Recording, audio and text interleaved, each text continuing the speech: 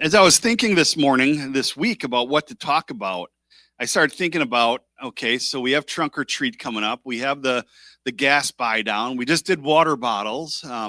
And a common question, at least for me, and some of us that grew up from the 80s and even before that in the church world, was there was this kind of a unspoken thing that if you're going to evangelize, it has to be a big pizzazz event. Okay. A concert, bringing in a guest speaker. Years ago, there was a famous author brought into our community, and it packed the high school gymnasium out. And I think the speaker actually charged like 10 grand for the event, and really didn't end up seeing a whole lot of fruit from that in the faith community, the church community. Didn't see a big return on that. And my MO in Christianity has been, okay, I grew up in what was called the evangelism explosion years. Okay, this is a course that churches taught on how to win the masses and all this. And then as I started progressing, I was like, you know what? I think there's a place for those big events. There's a place for concerts and all of that. But at the same time, there's a place for just conversation. And I was reminded of a song that was from 1991 by a group called Halo. They were close competitor, on the same level as Petra and stuff like that. And they released a song called Real Life Conversation. And that's where I got the title for this message is from. So what we're going to do, I want you to hear this song. There's no graphics, there's no lyrics even, but they sing so clearly that you can actually understand them. But listen to this song, and then we're going to get into this message. So here we go.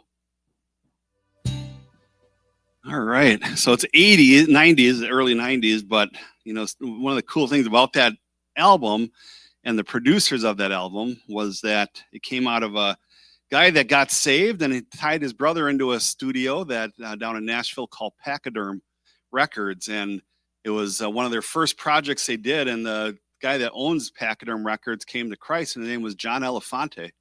And John Elefante is, if you might even hear remnants of it in that song, was the lead singer of Kansas for quite a while. So John and Dino headed that project up and had quite a successful label. And John to this day still does fantastic solo Christian work, and really is really good. But this song, Real Life Conversations, what that does is it diffuses us from looking at other people that share their faith and say, I could never do that. Okay. You get people that come into a church that are bold, evangelists that are bold and good. I'm not going to negate that at all. They really, they're out there with their faith but you're thinking, and I'm thinking to myself, I don't know if I could do that sort of thing. So I want to break this down into why we need to not assume that when we share our faith, we need to be upfront, in your face, bold, all that. There's a place for that. And I'll talk about that. But actually, what it happens is there's also a place for the guy you sit next to at work every day, and you're just having conversation. You're just talking about life in general.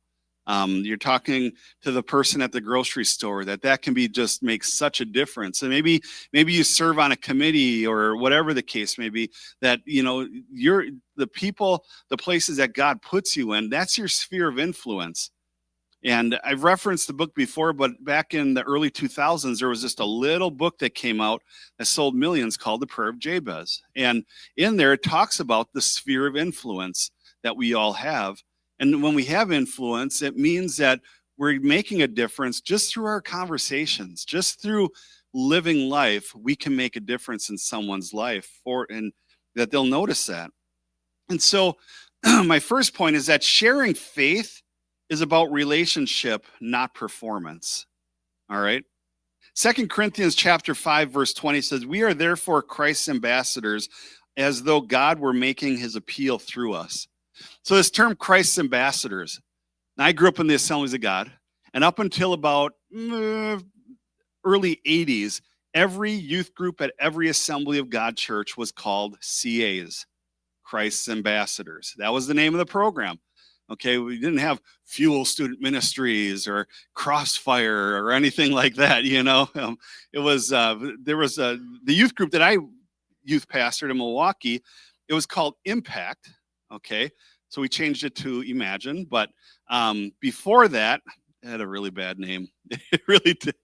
Yeah, I'll throw it out at you. It was called Break Wind. Okay. And so it was like, you might want to rename that youth group there.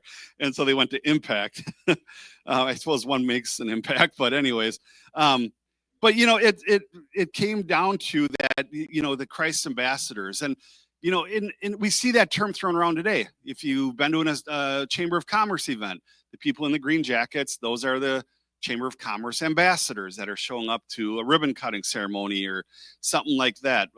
If you've left a company or a nonprofit and they still want you to represent them, then you become an ambassador. And an ambassador is somebody that speaks on behalf, somebody that is a representation of that organization, that thing. And so Paul says, therefore, as Christ's ambassadors, as though God were making his appeal through us, we represent Jesus through our lives and our conversations. And sharing our faith isn't a performance or a debate. Now, sometimes we get caught up in Facebook reels, okay? They're very addicting. You could sling them for a half hour and all of a sudden it's like, I thought it was a half hour, but it's been an hour now, And one of the guys that is very appealing to me, I think he does a great work, is Charlie Kirk. I've talked about him before. And there's a bunch of other people like that before. They're doing some good work. They show up at college campuses, set up a debate tent, and they go with it. Let people from all walks of life, all different lifestyles come and debate them. All right. And you know what? Some people need that platform. Some people need that sort of venue to be able to air out their laundry, because some people are pretty ferocious, aren't they, Bob? They tear into Charlie Kirk, and Charlie Kirk he gets a little sarcastic as well. He stirs the pot up as well. But some people, that's how they grow. You get the street preachers that go out with the bullhorn. Okay, a lot of people are turned off by that. But for some people, you'll hear a testimony saying, it was that guy that brought me to Christ. Okay, some people need that. In Milwaukee, it was a normal thing to hear of different churches doing street preaching down at the Pride Fest at Summerfest grounds. Okay. Was it something that I would do? No, I'd rather go and serve and just have conversation with people. Never forget when at the height of Marilyn Manson's stardom, he's kind of flaked out at this point, but he's still got a following. And what's interesting about him, by the way, his real name is Brian Warner. And Brian Warner was actually in, oh man, if I can remember his name. He was the youth professor at North Central University and Assembly of God College. And when he was a youth pastor, before he took that position, Brian Warner went to his youth group. And so there's something in there. But what was interesting was Marilyn Manson came to the Riverside for a concert, and it was the Beautiful People tour or something like that. And there was a church that actually showed up, and guess what they did? They gave out bottles of water and prayed for them and talked to them and said, they just were meeting them on their level just through conversation. And so we look at what can happen, though, is we look at the Charlie Kirks of the world. We look at the other people of the world that are bold with their faith, and we take a back seat and we say, there's no way I could do that. There is no way I could do that. That's not for me. If that's what evangelism is, I don't know that that's the right thing for me. That's a form of evangelism. Evangelism can be just as effective through the relationships that we build with our family members, with coworkers, with people we don't even know that we end up running into, and you see a need, so you talk about a little bit. But sharing our faith isn't a performance. It doesn't even need to be a debate, honestly. Debates, they rile people up, they get people thinking and all that, but you're just stating your faith, your fact, your testimony. This is what God's done for me. God loves you. How can you debate that? How can you, I was talking with somebody this week through texting and they're listing off everything that's going on in their life. And I'm like, nothing can separate you from the love of God. Yeah, but I did this, but I did this, but I did this. So I texted back and I shared the story of Moses, shared the story of Paul. I'm like, I'm pretty sure he didn't kill anybody and God still used them in amazing ways. Yeah, but they kept going on. I'm like, Nothing can separate you from the love of Christ. Nothing. And sometimes, even as Christians, we need to hear that. Nothing can separate us from the love of Christ. If you think, or I think, anything we do can separate God's love from us, just rest assured, we're not that powerful. There is nothing that somebody can do to separate them from the love of Christ. And so God uses our ordinary words. It's about a relationship, and he uses our ordinary words. That's what I love about the scripture. I actually did a message years ago called The Knuckleheads of the Bible. And it's true, because there are so many people in the Bible that God used despite their shortcomings. There are so many people that God used today despite our shortcomings. Sometimes we can look at ourselves. I can look at, I know I can look at, you got to be able to look at yourself and laugh, right? Mine's like an ongoing comedy show. You just got to be able to look at it like and think about, okay, so God's using me to do this. God's using me to do that. God's using you to do this. He just used you in this situation. He just used you to share a word that somebody needed to hear. And we look back on our own lives, it's like, wow, okay, maybe I made some poor choices in my past, but now here I am sharing hope with somebody. He uses ordinary words to get this message across. And in 1 Corinthians chapter 2, verses 1 through 2, it says, when I came to you, brothers and sisters, I did not come with eloquence or human wisdom, for I resolved to know nothing while I was with you except Jesus Christ and him crucified. So you see the polished people on reels sharing their faith. Some people are like that. They're very good with words. They're very intelligent. God has given them the ability, the tools, all of that to speak into situations. It almost seems like some of them, like a Charlie Kirk, where anybody can throw any topic at him and he knows what it's about. Well, that comes from studying. That comes from all sorts of things, which is good, which is needed, I look at him, that guy, and I'm like, wow, that'd be really cool. At the same time, I also look in the mirror, I'm like, this is Bob. And we can all do that, right? This is Ardith. This is Wayne. This is Bob, the other Bob. That we look at ourselves and we say, God, use me. However you see fit, use me. Paul reminds us that it's not about having fancy words or deep theology, but God uses our simple, honest conversations. And just as the song says, we can talk about real life and real faith, and no need to complicate it. There are going to be those that want to go down the rabbit trail of different theologies. But at the end of the day, a lot of people are just hurting. They just want conversation. Does a conversation have to go like somebody comes up to me and says, my life's falling apart, I'm going through this with my kid, all of these sort of things. And then my very first sentence says, you need Jesus. No, it shouldn't. It doesn't need to go that way initially. Okay? It's getting on the same level with them and saying, I have been through some things like that as well.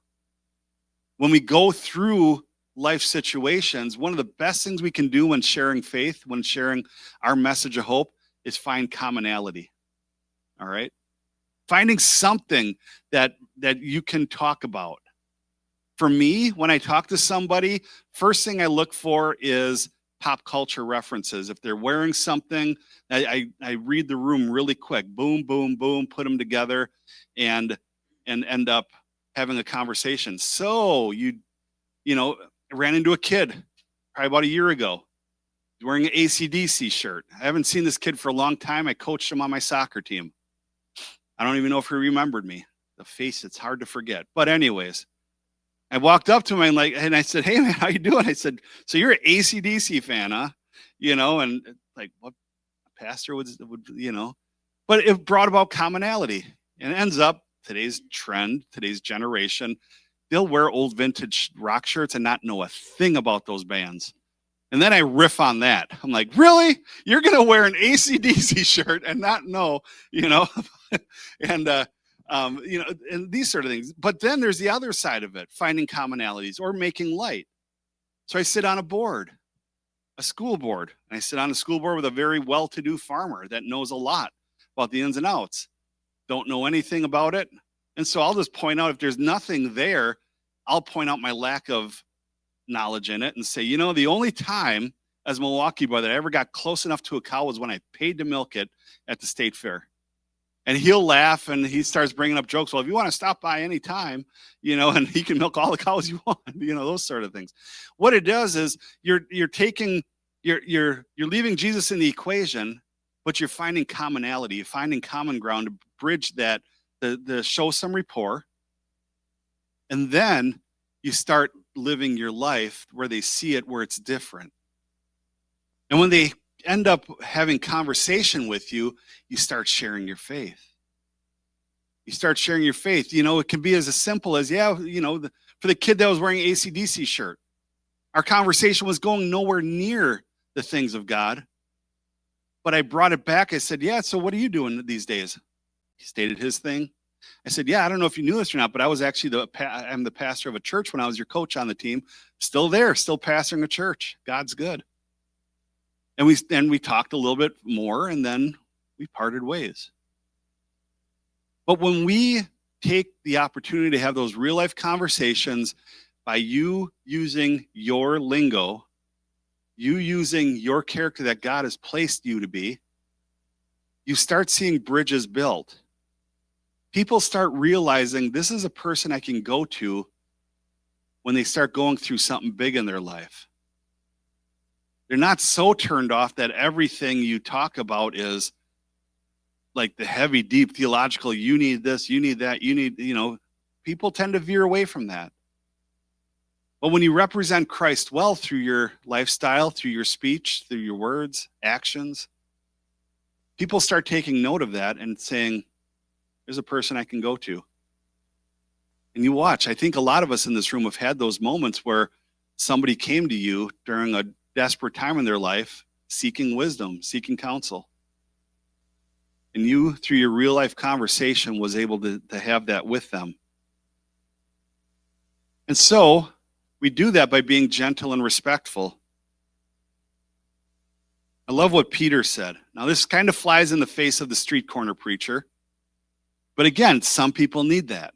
Okay, some people, you're talking their language when you're bold, in their face, these sort of things. One of the most famous testimonies out there was from David Wilkerson, who started the Teen Challenge program. A Christian-based organization, rehabilitation center. President Ronald Reagan once said it's America's best kept secret.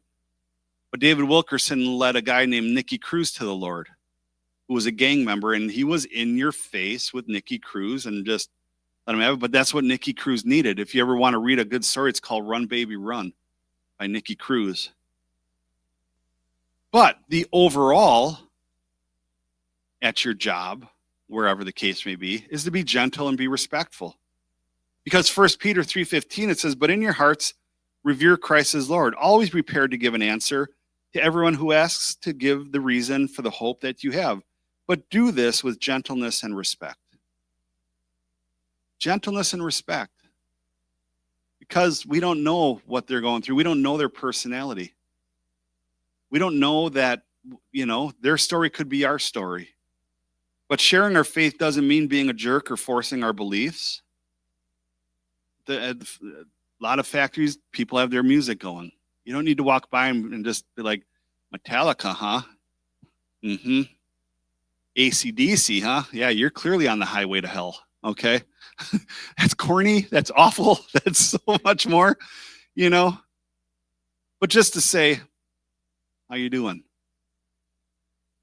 Is there anything that you need? Being that person at the lunch table that they can sit down next to. Whatever the case is, whatever that looks like. Real life conversations are marked by listening and caring, not always by arguing. We do have those people in our lives that like to stir the pot, and let's be honest, some of us like to stir the pot as well. There's nothing wrong with that, okay? There is nothing wrong with that. In fact, some of the best conversations are those ones that you could sit down and stir the pot with.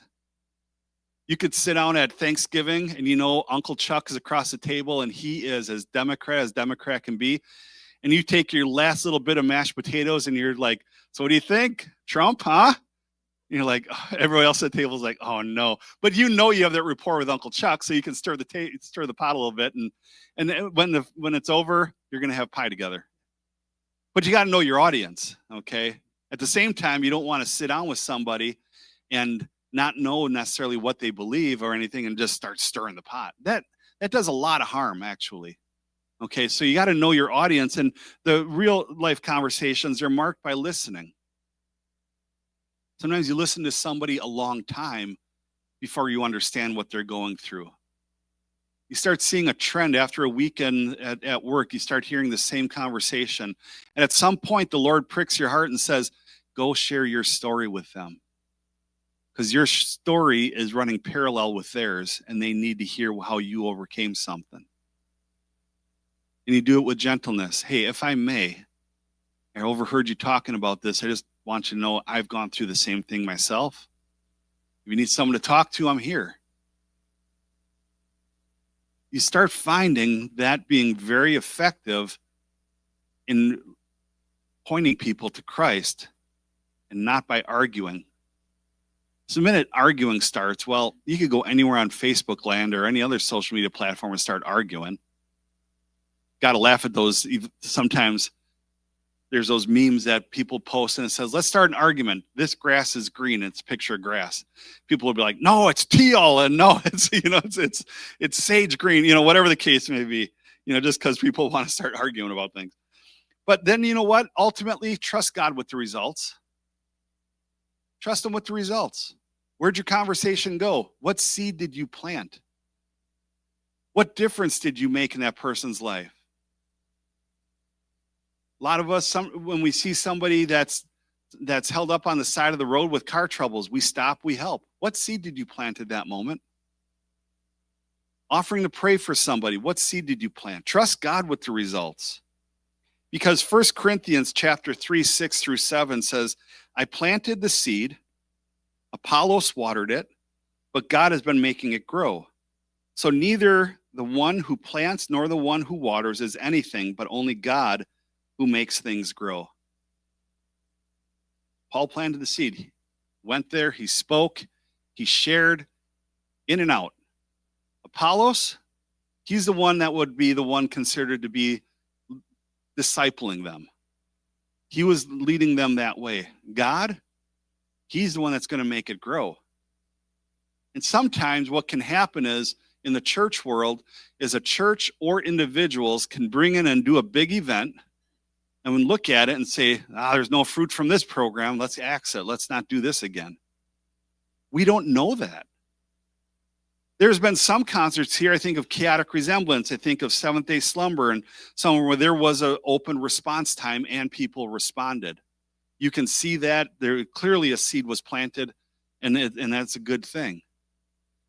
And then there's other concerts where no seed was planted, but the gospel was presented. And that's good. Now we trust them over to God. God, you're the one that's going to make them grow. But how much more to a family member? How much more to a coworker?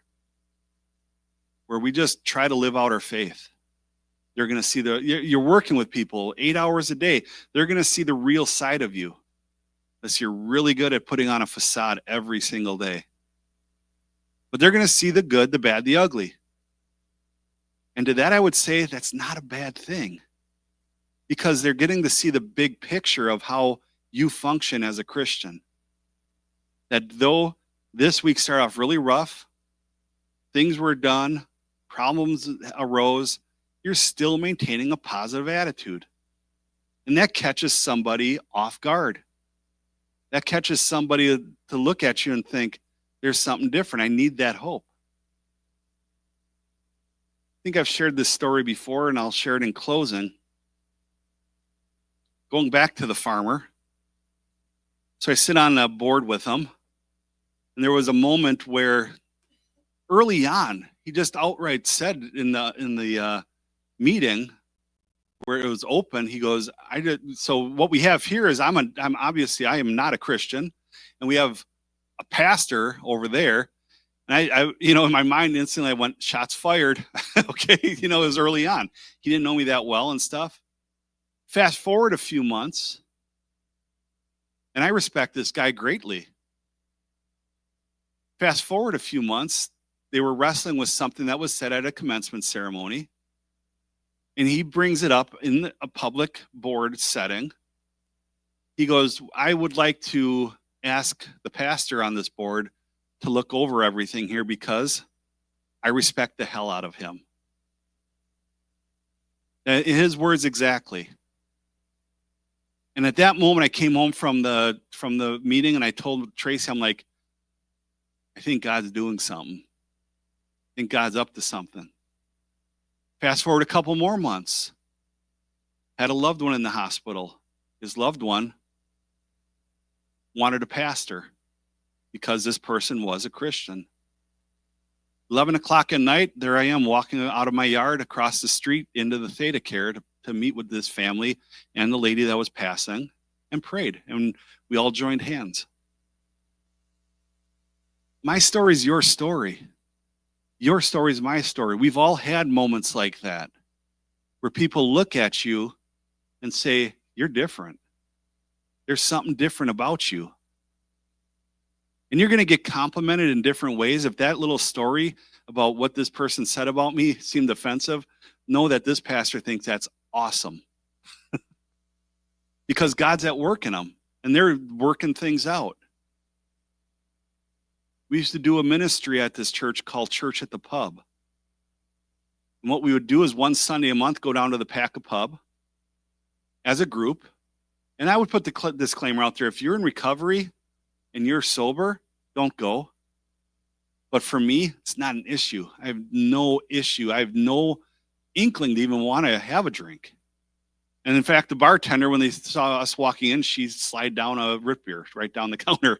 And what we would do is just sit and talk and have conversation at the Pack a Pub once a month. We called it Church at the Pub. And the craziest thing happened one night. I think Dave and Sue were there. Craziest thing happened one night. I don't know what bar life is like. I didn't grow up with it. I grew up in a home where my mom, she had a real problem with playing cards in the house, and she certainly would not go to a movie. The movie house. But we're sitting at this bar, and the bartender, her name was Dee. She now works at Century. And so whenever I walk in, my kids can attest to this. We walk in, if I don't even see her, you'll hear, "Hi, Pastor Bob," like really loud through Century. They've heard it. I'm like, "Hi, Dee." One time she cracked a really off-color joke before she knew me and it was a night that Pastor Bob Beeman was with us. And she cracked I will not repeat it in church. and I go, again, it's real life conversation. She says the joke. I'm like, well, you even got two pastors laughing at you on that one. And she's like, it was deer in headlights. But fast forward a couple months, it was during the winter. We're sitting at the Pack a Pub. There are patrons all around. She goes, okay, this is what I want to do. She goes, I want us to go around the bar and everybody say your name and what you do. I'm thinking to myself, I don't know anything about bar life, but this isn't normal. That's not a normal thing at all.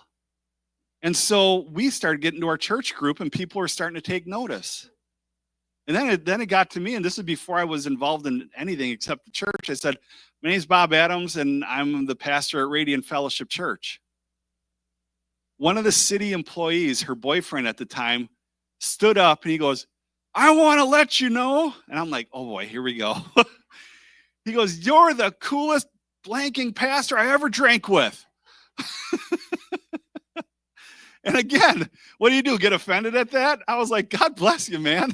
And ultimately, this lady that still works in a little more of a spotlight area, she knows me to this day, and they've reached out in the past, regarding things they were going through. The way to the cross is through real life conversation. Put yourself out there. Live your faith so people can see it. You don't need to be a Charlie Kirk. God has created a Charlie Kirk. That position is taken. But God created an Ardith. God created a John. God created a Sharon and Dennis. God created Wayne. Strap in and hold on for dear life with that one. God created an Emma. God created Aiden and Devin. The Charlie Kirk position's filled, but you know what? We all have our thing that we can do to talk to people about Christ. It doesn't need to be something there you have to go through discipleship 101, 102, 103. Know your Bible. And if you don't know your Bible, just remember John 3:16. For God so loved the world that he gave his only son. Whoever believes in him won't perish, but have everlasting life. That's the most theology some people need out of a person. A word of hope. So we don't have to pressure ourselves to win someone to Christ. In fact, the Bible even says, some would argue, doesn't say go out and evangelize. Some would say that. Some would say you don't have to, it doesn't say go out and win souls. It says go out and make disciples. Train people in the ways of Christ. Let God, you plant the seed, God grows it. Our job is to share and love. God is the one who changes hearts. Every real life conversation is a seed planted, and God will do the growing. What's relaxing about that message is that you don't need a theology degree or a perfect script in order to have conversation with somebody about the hope you have in you. You just got to be willing to share that hope that's in you. Listening well, engaging in conversation, and being a light for Jesus. Amen.